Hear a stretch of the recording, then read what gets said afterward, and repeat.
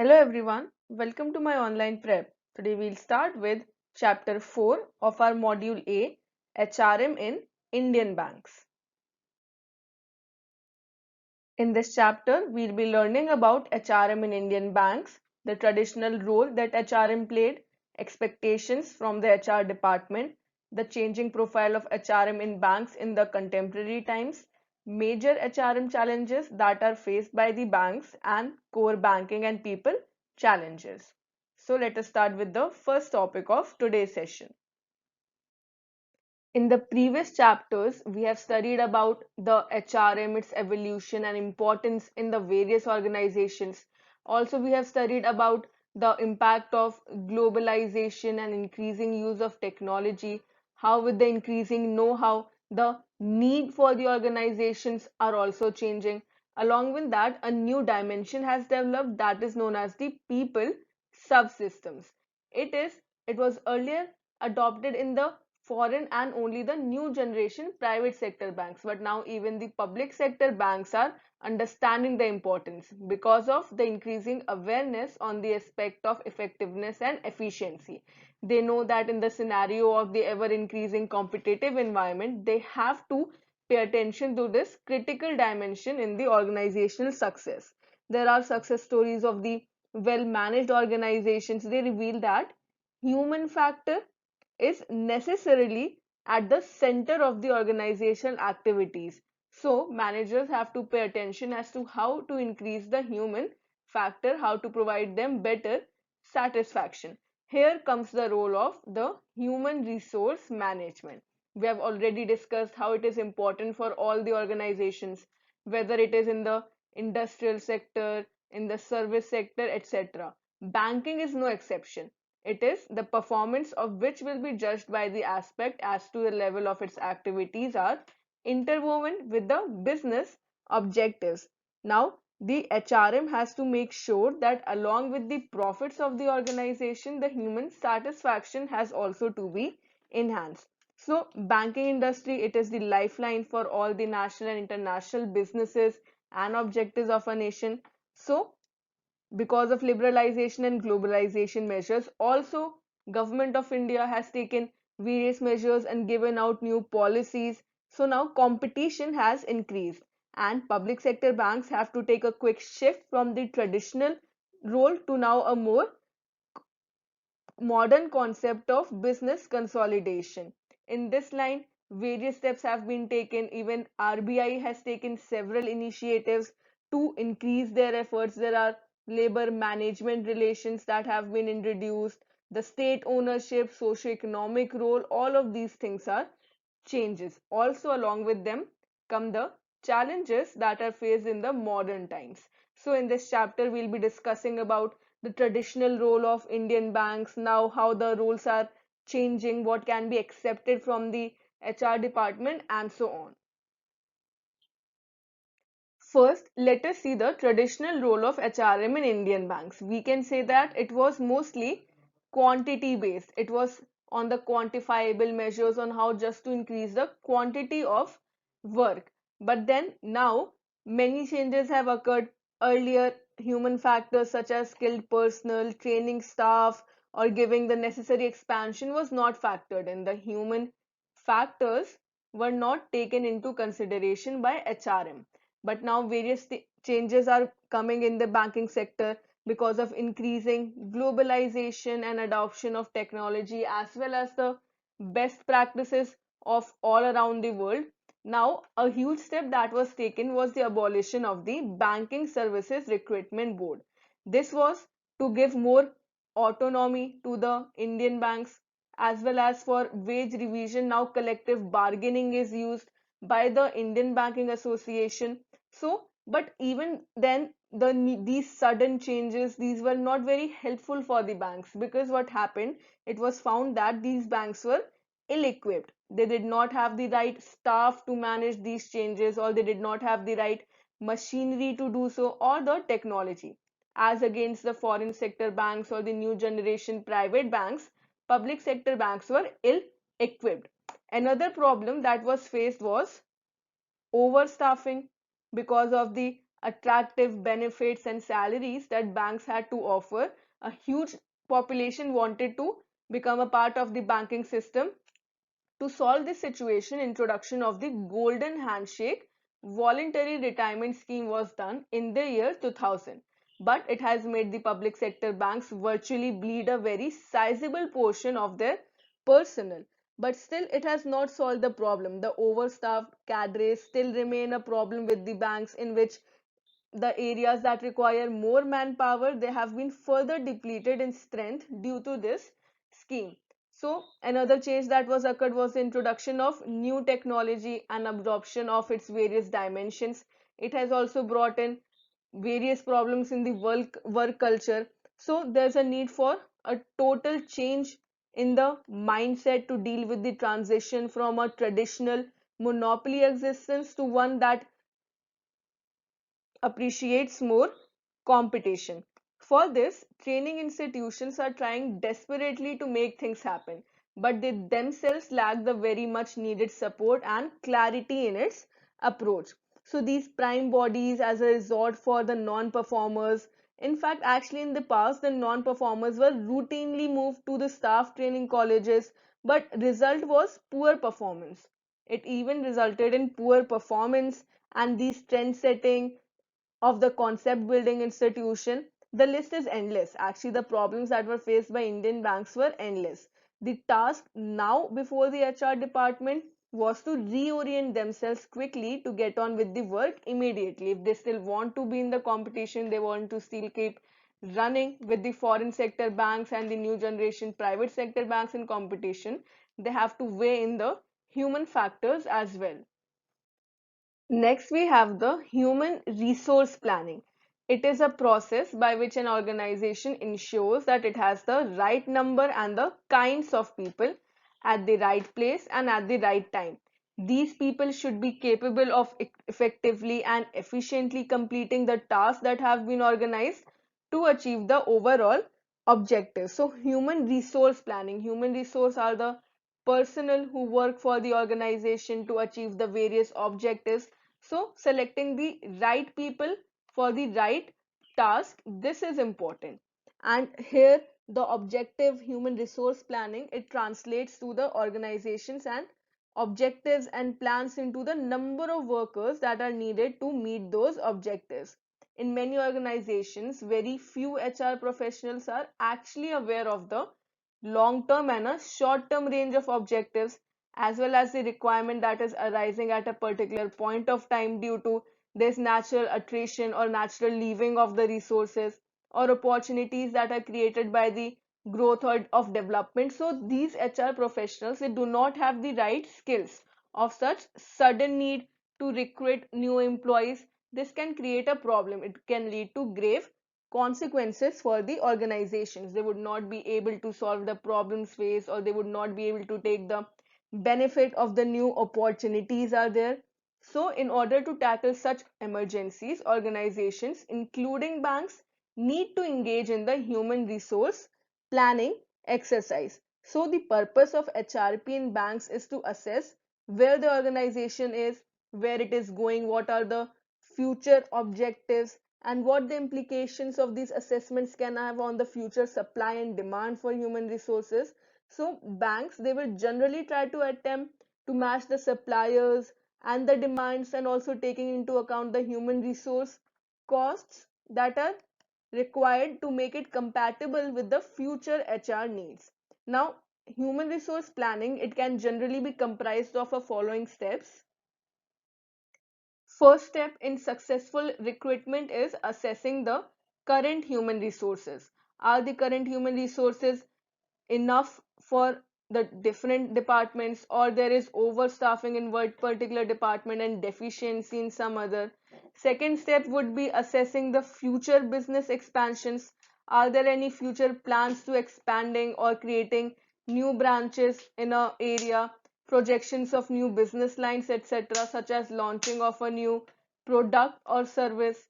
We should also assess and forecast the number and the type of human resources that are required.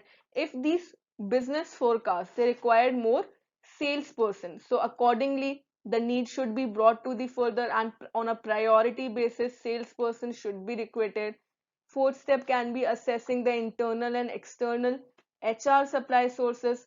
Does the HR have enough supply sources? Supply sources are the applicants that come in for a certain job opening, acquiring the people at the right time from within and outside, as well as pre-drawn estimates, and finally making the people available at required places. So these are the responsibilities of the HR head. They need to see what is the requirement of the institution at the present and the future. Accordingly, they have to make sure that the right kind of people that have the necessary skills are available. So making the people available at the right time, at the right place by the HR department is very important in banks if they want to ensure that the business continues. So plans are implemented as per the overall corporate plan, and they are not detailed for what right manpower at right time and right place. So this is the whole objective of human resource planning. Another traditional role of the HRM in banks is recruitment and selection. Recruitment and selection refers to acquire the human resource as per the estimates that are arrived under the HR planning. So under HR planning, we make a report as to what are the current and the future needs of manpower that are required. Accordingly, the recruitment and selection department, they will acquire human resource as per the plan.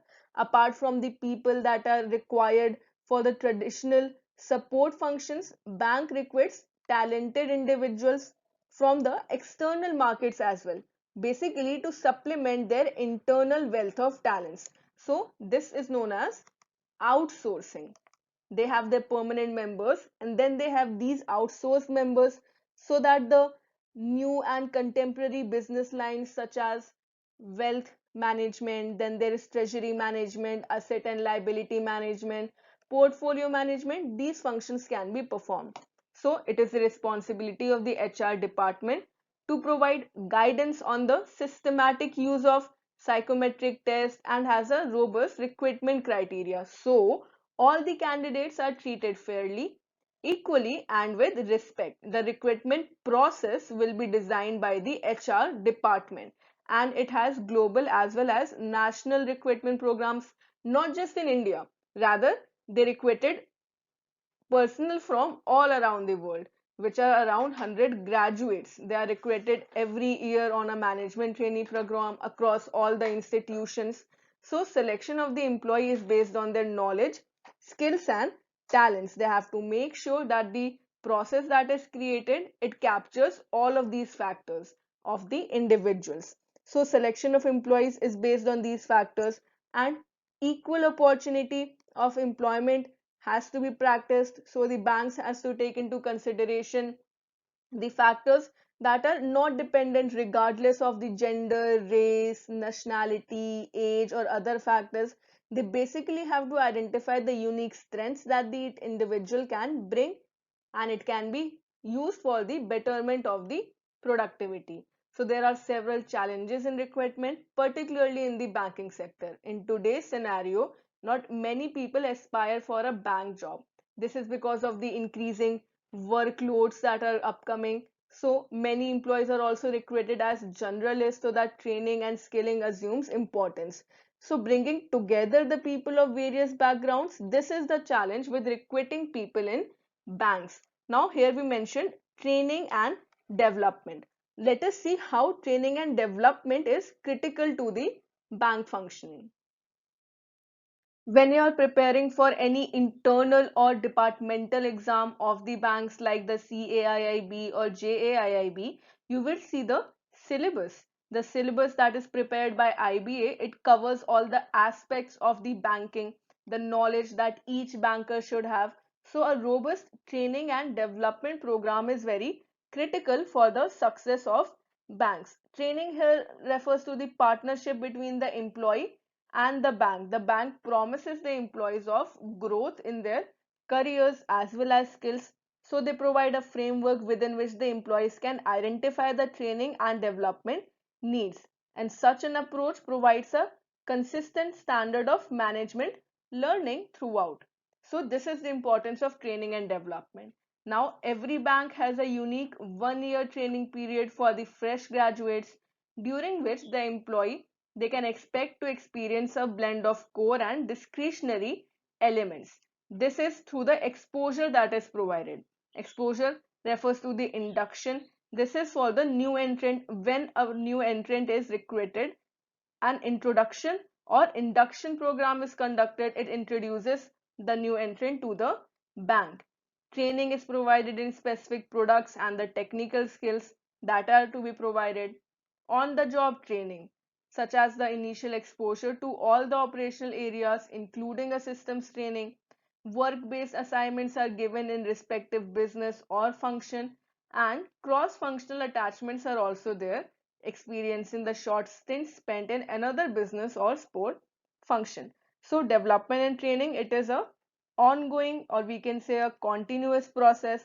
The employees are provided with internal development programs, the business related studies and professional qualifications, so that they can increase their skills, and the banks also offer the opportunity to develop their skills through the accredited courses. So training is provided for the skill development of the employees. Along with that, product training is provided. Products such as cash handling training, operational training, etc. This is provided to the staff so that they can gain hand-on exposure about the products they are equipped, about the knowledge, so that they can help increase the selling. The bank also provides a lot of skill training by the way of credit workshops, sales and negotiation skills, project management, etc. This is to help the staff enhance their skills in specialized areas. So these are the on the job trainings that are continued, and staff are given job rotation as well to increase their exposure.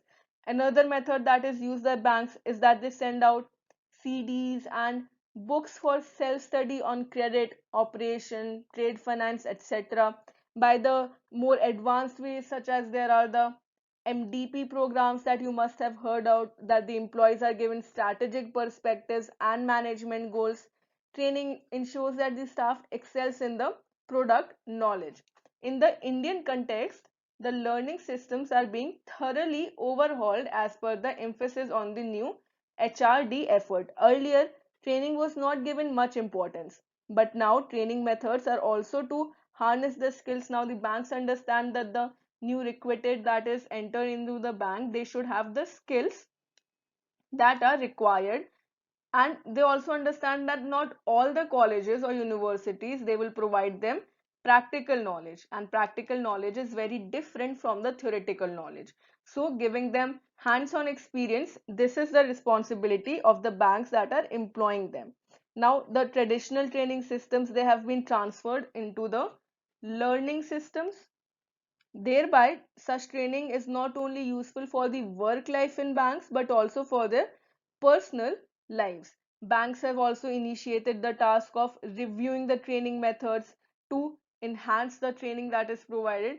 Herein, the training needs are assessed on an ongoing process, and the officers or the executives who are promising to hold the contemporary banking business effectively. So there are external management institutes of high repute such as the NIBM, ASCI, MDI, MIM, NIRD. So the senior and the top level executives are imparted with the leadership development. They are provided leadership development and management excellence programs, that is to enable them to enhance their leadership capabilities and abilities. So the new approach of training is strategy, and it is three types. That is, it requires to impart the required knowledge, giving the knowledge, skills, as well as positive attitudes among the employees. Another important aspect is the employee welfare. When we are looking for a job or when we are switching jobs, we are looking for better benefits that are provided. Not just cash compensation, but additional welfare schemes. Herein, banks have a huge role. They provide the health and well-being of the employees as well as their families. They understand the importance of the welfare. So not only the physical health but also the emotional well-being, it is taken into consideration. So banks provide a safe and healthy working environment to the employees as well. Now the importance of employee welfare in banks has set new standards, as the government has mandated the public sector banks to spend an amount of 3% of their net profits towards staff welfare activities. The government of India has also mandated to form the staff welfare committees. So each bank now has to have a staff welfare committee so as to administer, to devise, as well as the staff welfare schemes in the respective banks that will suit their allocative funds. They will, through research and development, through the feedback that is created, they will understand the needs of their employees and then develop these forms. Then in the healthcare sector, accommodation, the service conditions, these are some of the factors that are weighed in. Now in the wage settlement of 2015, a uniform medical insurance scheme has been implemented through the health insurance, not only for the serving employees but also those who are retired, as well as to the family members of the deceased employees. This is additional step that has been taken to increase the employee welfare. Apart from that, thus we can say that uh, all the employees and their immediate family members are covered under a comprehensive mediclaim policy under this insurance scheme. Further, scholarships instituted for employees' children and a number of welfare programs are planned for informal get-together, etc. This is just to bring in better interaction among the staff as well as families. So banks, they have traditionally also being given attention to the employee welfare, and it is also changing in the contemporary times. Next factor is compensation. The compensation criteria is very different of the public sector banks when compared to the new generation private sector banks. First, the public sector banks, the compensation and wages are covered by the bilateral agreements or settlements that are being entered at the industry level, that is IBA, after obtaining the necessary mandates to this effect from individual banks. So there is a uniform compensation system when considered in the case of public sector banks. These operations of the settlement are for 5 years and they encompass the entire gamut of compensation aspects. Hence the public sector banks, they are operating in a highly, although they are operating in a highly competitive environment, still they are constrained by the uniform wage packages which are mostly on socialistic pattern. Nonetheless, they are still wanting to, they are trying to increase the reward compensation system in which it is more performance based, but still it mostly remains uniform. That is, salary surveys are in process, but it still remains the uniform structure that is followed. In contrast, the new generation private banks, they regularly conduct surveys to ensure that the reward package remains competitive in the marketplace. That is, the compensation in the private sector banks is performance based. They create the reward package system. The compensation package that is provided, it can be divided into two categories. One is for the sales personnel who are compensated on their ability to meet their targets, and others are for the executives who are responsible for overall functions of the banks. So now public sector banks, they have clearly defined goals, performance targets that are tracked on, and then the achievement is rewarded with a clearly defined incentive schemes. For the sales personnel, for the executive compensation packages, this basically comprise of a number of fixed elements are there, such as the basic pay and common allowances. Also, it is supplemented by generous incentives, as well as there are the long-term benefits such as stock options, then severance packages, etc. So herein performance is closely measured and monitored, as well as feedback is provided to the staff on the areas of improvement, both that are linked to the financial and the non-financial rewards. Also, banks provide various incentives in the forms of bonus to increase the employees' morale, to motivate them to continue with their high performance. These type of bonuses include the spot reward, Then there are the surprise awards provided, such as the best performer, performer of the month, as well as the service quality awards. So these are some of the measures that are taken by the private sector banks. And the last factor under the traditional role of HRM is performance management. Performance management refers to the process through which the managers ensure that the employee activities and outputs are congruent, that is, they are performing as per the tasks that are allotted. Performance management refers to the monitoring of the performance of various personals. Now, typically in the public sector banks, there is a uniform set of performance appraisal formats as devised by the Government of India. There are various key responsibility areas as well as management dimensions that are there for each category, or we can say the scale of officers. These formats work as the tools for measuring the performance of the officers against the budgets on annual basis, and they're also so transparent that the performance of the officers, it includes the inbuilt procedure for limitation on the ratings to the concerned officers, but this is only the case of the public sector banks. In the case of private sector banks, a number of measures and tools are used for the implementation of the performance management system. So this concept is actually very new for the public sector banks, but the private sector banks, the new generation especially, they are using this from the earliest times. The performance appraisal systems that is developed, it incorporates a tool for measuring as well as rewarding performance. So herein, a still long-standing question remains that in most institutions, they face the issue of equitable distribution of rewards. Equity refers to the as the performance, it should be equal to the rewards. That is, a person should be rewarded as per their contribution. So while salary are given on the basis of assessed performance, the bank has a general reward structure for those who excel in the performance. Herein, presently such appraisals are appraised by the immediate superiors on the annual basis.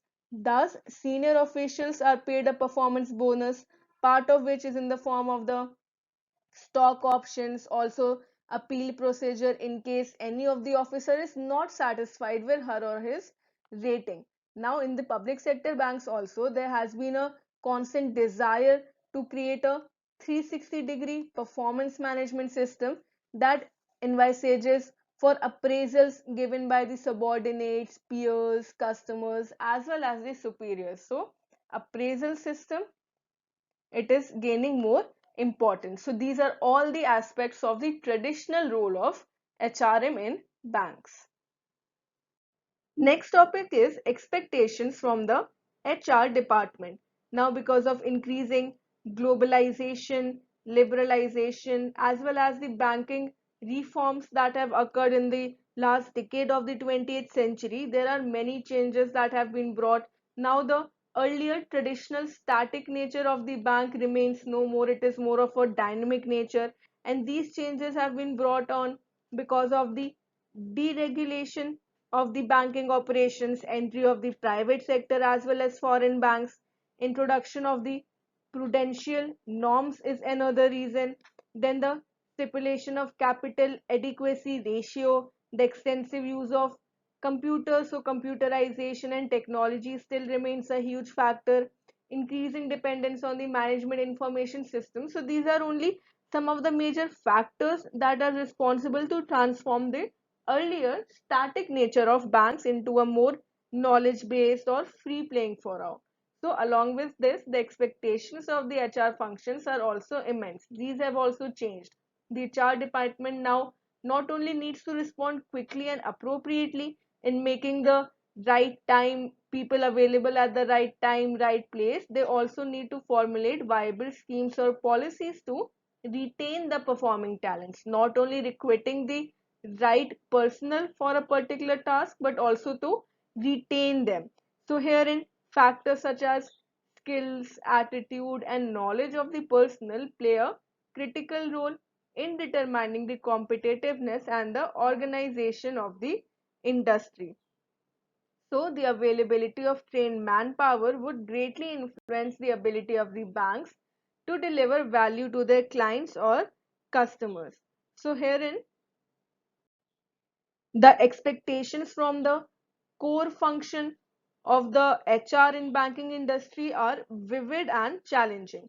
Today, the HR department in the bank has to undertake many functions such as talent management, succession management, performance management, competency mapping, HR audits have to be conducted, HR accounting, attrition management, as well as now the HR professional required to possess the new skills so that they can handle all these contemporary functions of people management. Obviously, enough the every function in the banks they ultimately boils down to the HR, as the people in the banks are the core of the business. Hence, the expectation of HR function by all the other business verticals are immense. They have to perform various roles that we have discussed. Along with this, the Indian banking industry has been an important driving force behind the nation's economic development. Over 100 banks are there in the public sector and the private sector, and they are contributing to a large network of branches numbering over 50,000, along with it, workforce in excess of 1 million. So, the emerging environment poses both opportunities as well as threats to the public sector banks, particularly to the public sector banks actually, as well as the human resource in the changing economic and business environment. In addition to the aspects of recruitment, placement, and performance, the radical change also is existing in the promotion system, or how they have to be promoted to the higher position in the public sector bank. This calls for a revision of the seniority that this factor occurs. So a more focused training effort on making the staff more customer friendly, proactive. They have to distinguish between the functions of one level from another. And these changes, these are not only required, these are actually being adapted by the banks. So now the best talent from the young competitive environment is being acquired. So this responsibility falls on the HR department. So these expectations from the HR department are vivid. Next topic is the changing profile of HRM in banks, the changing meaning of HRM.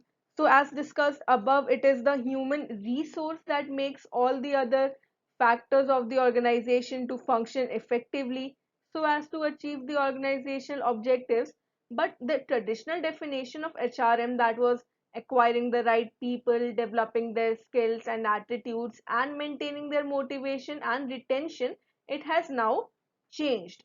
HRM has taken a new meaning on the current competitive atmosphere, and it has now become a more performance reactive process that is based on pressure. So although HRM is being focused on the developing of people, the dynamics of people management, it cannot be separated from the attitudes of people, value systems, and organizational culture. So these factors are still very important. So efforts are made to transform the HR department into a profit center by ensuring a positive return on investment in the human assets. So the human asset, if they exceed the cost, then we will say it has the positive reaction. And moreover, the line managers have also realized that they're no more just the monitoring factors, or they're not just supervisors, but they have a more responsive role, that is including that of the HR change agent. So line managers act as the HR change agents. The communication explosion that is happening is leading to wider spans of control and flatter organizational structures so as to facilitate faster and qualitative decision making. This is another change that is occurring. Now the communication is more decentralized. That is, communication is spread through the technological means, and more personal communication is there, interaction is there between the managers as well as the staff. The banks are addressing the growing customer needs. The customer needs are also changing, and their expectations, they are doing so by eliminating the unnecessary hierarchical tiers. and empowering the employees at various levels. Now, the staff members that are at the front office that have a direct contact with the customers, they are paving a way for qualitative and faster decision making. So this all this sums up the ideal situation which the organization in general and the banks in particular is happening. So the transition is from the multi-layered structures to a flat organizational structure. This is happening gradually. And the workforce and the representative unions, they need to exhibit a more conciliatory approach so that to meet the growing needs of the institution and find the workable solutions. The defining of reporting relationships, facilitating quicker decision, and properly empowering the employees at various levels. These are the changing expectations. Another important factor is of industrial relations. In order to provide a meaningful expression to this term, the unions need to express a more cohabitable approach. They need to understand that there's a need of mutual accommodation and cohesive coexistence from the unions. This will enable the management to retune the HR practices to be more objective and create positive responsive attitudes among the workforce. So unions, they need to understand the HR policies such as promotion, then apart from that placement, transfer, etc. These policies are being reorienting, and concepts like fast track promotions and level jumping, these are being introduced basically alongside the benefits and perquisites. These add-on features or add-on changes are happening in the HR policies. The wage and remuneration policies, they need thorough review, and at the same time they should be made congruent to the level of performance and productivity. We are emphasizing the role of performance based incentives to increase the competition. The transfer and placement policies, they should focus on empowerment and multi skilling so as to make the employees more versatile and facilitate self development. Like under the topic of training and development, we discussed that multifaceted training and development is provided. These workshops provide hands on experience on various factors, and the job roles and specifications are being redefined to avoid the overlapping that leads to wasteful resources, so as to make them more compatible with the computerized environment and the individual responsibilities. Banks are now attempting to install greater confidence in the workforce so that they can perform their duties with devotion without any fear or favor. Towards this direction, enough objectivity has been introduced into the system, treating the lapses that are resulting from prudent commercial decisions unless they are found to be malicious and malified. This is a step towards actually forward to encourage the officers, especially those are placed as the branch managers, so that to take reinforce the positive attitudes, as well as the ones who are lacking the development roles, they can be given advices as to how they can improve, how they can become more objective and effective for mutual development of the organization as well as the employees. Also, encouraging team efforts is important so as to foster a sense of cohesiveness. It is essential in the organizational culture. So the changes needed in the organizational culture for successful adjustment to the structural reforms are very much interwoven with the management of the HR, and as such, government also on its part has of late taken various steps in the area of HRM, such as the action of abolishing the BSRBs and thereby giving the banks more autonomy to forming their own recruitment strategies as well as to develop the experience and skill content. So these are also the basically these are the objectives of whether we are talking about government, the banks themselves, or RBI. So this is how the profile of HRM is changing. They're trying to develop a more human factor. In this line, let us also discuss the changing role of HRM. The most recent HR functions is a major resource supplier, and but this is facing problems because the personal departments, they themselves are not skilled enough to solve the problems that they are facing.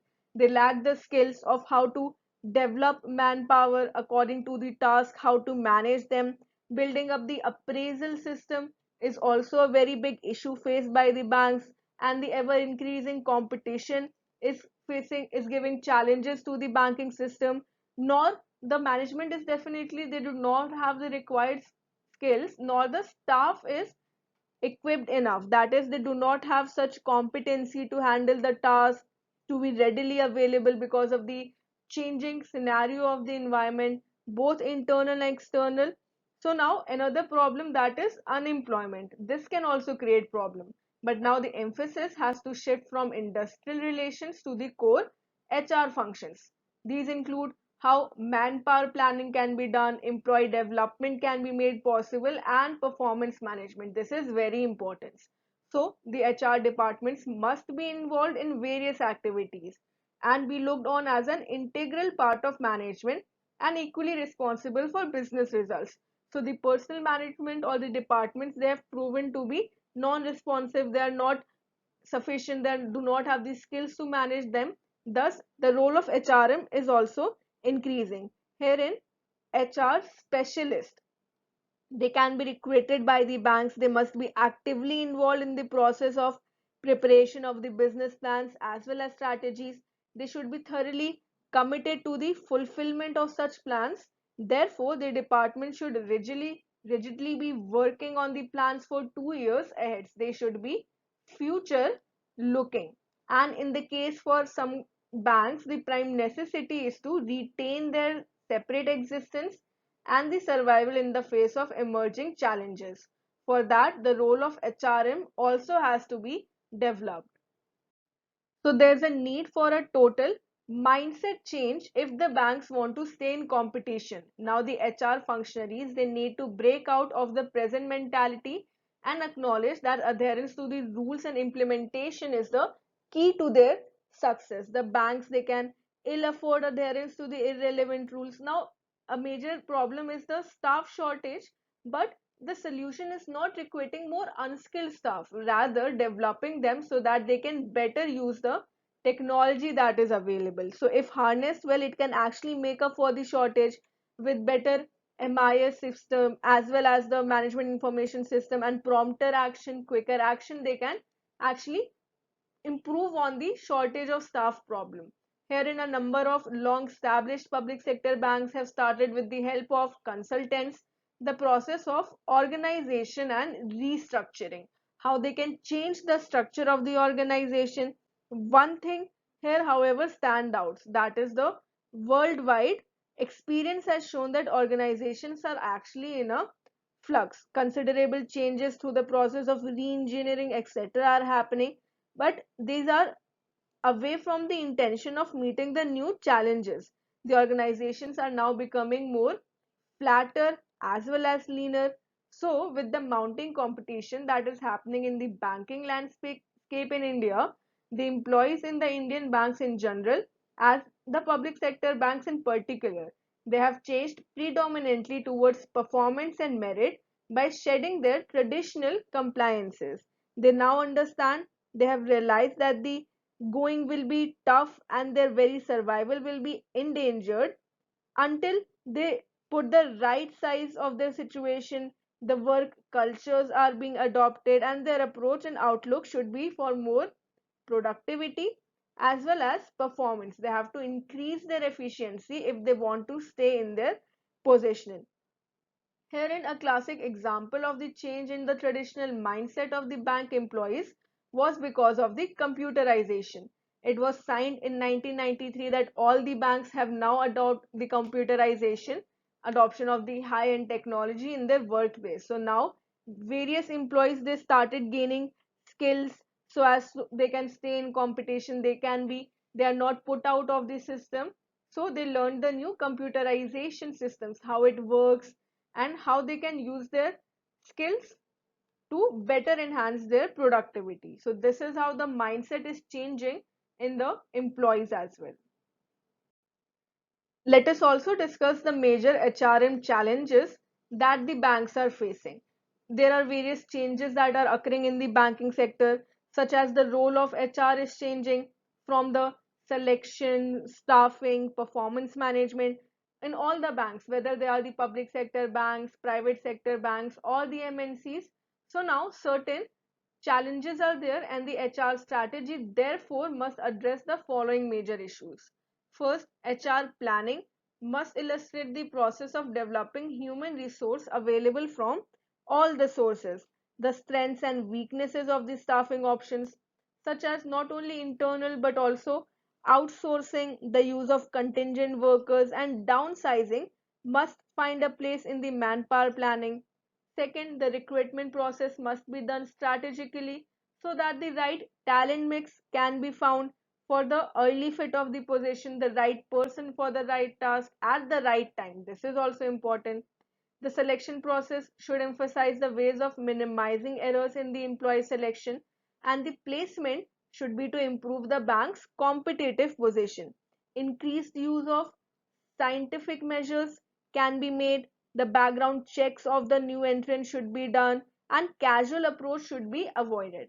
An effective training program to define the expectations, the actual training needs, develop competencies. These are for the future needs. So training endeavor to a learning process. A learning process should be developed by the HR to handle the performance management function with much more rigor, to distinguish the performance and the non-performance. The individuals who are not performing with efficiency, they have to be distinguished, and intention should be transforming the non-performers through the carrot and stick approach, that is providing negative reinforcement for the unacceptable behavior. Next, to ensure the job man fit by placing the right man on the right job. This can be done through a robust competency mapping system that will help us discover the skills and experience of each employee, to evolve a well-knit policy and procedure for the employee engagement and retention of the key talents, and finally, to prepare them to take higher responsibilities. So, in order to give recognition and increase the motivational levels amongst the employees, many banks have linked individual performance to an incentive. That is, even the public sector banks, they are using it, but still they are lagging behind as compared to the private sector or the foreign sector banks. Thus, the HRM strategies and practices should be aligned to help the banks meet their objectives. A constructive approach towards employee lifestyle management will help overcoming the challenges of HRM. The last topic of this chapter is core banking and people challenges. What is core banking? It is a banking service that is provided by a group of networked bank branches where the customers may access their bank account and perform the basic transactions from any of the member branch offices. It is bringing together the various branches of a bank. So core banking is often associated with retail banking, and actually many banks treat the retail customers as their core banking customers. The businesses are usually managed via the corporate banking division of the institution, and the core banking covers the basic depositing and lending of money. So these are the basic services that are provided that can be availed by the customer from any branch of the bank. The normal core banking functions, they will include transaction accounts, loans, mortgages, and payments. Also, banks make these services available across multiple channels, such as ATMs are providing the services, then internet banking, mobile banking, and even at the branches. So here the advantages that the banks have, that the core banking solutions written as CBS, they rely heavily on the computer and network technology. This allows the banks to centralize its record keeping and allow access from any location. So the computerization and technology provides an advantage. This reduces the cost that could have earlier occurred as well as the time. Here, the core banking solution packages in banks are developed by external software vendors like TCS, Infosys, etc., that have allowed the core banking solutions to be operational in banks. Now, let us discuss the core banking solutions in India as well the rest of the world. First, in the case of India, the core banking solutions is a frequently used term by various banks. This is because of the advancement of technology, especially internet and information technology. It has led to this new way of doing business in banking. If we talk about online banking, so more than 30% of the households, according to various researchers, have said that they had mobile banking apps in their smartphones, and also more than 30% they stated that they use digital payments in their day-to-day life. There are various numbers and researches that show the fact that digital payments and mobile wallets are used increasingly by the Indian population. Technology has helped cut down the time, work simultaneously on different platforms, as well as increase the efficiency. The platform where communication technology and information technology are merged to suit the core needs of the banking is known as the core banking solution. So it is a platform providing communication technology as well as the information technology. Here, the computer software is developed to perform the core operations like recording of the transactions, passbook maintenance, the interest calculations on loans and deposits, the customer records, balance of payment, as well as easy facilitation of withdrawals with the use of anytime, anywhere banking. The software that is installed at different branches of banks, and then they are interconnected to the central bank by the means of communication lines like telephone, satellite, internet, etc. This allows the customers to operate their account from any branch if it has installed the core banking solution. It has actually changed the very way that the banks are working today. Now, many advanced features like regulatory requirements and other specialized services are being provided on the technology using the core banking solution. So this is the scenario of India. Let us also discuss the core banking around the world.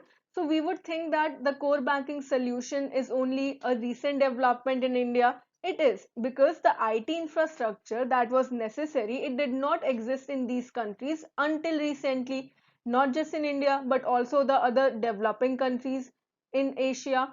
So the public sector banks, they had the disadvantage of the old technology that was available.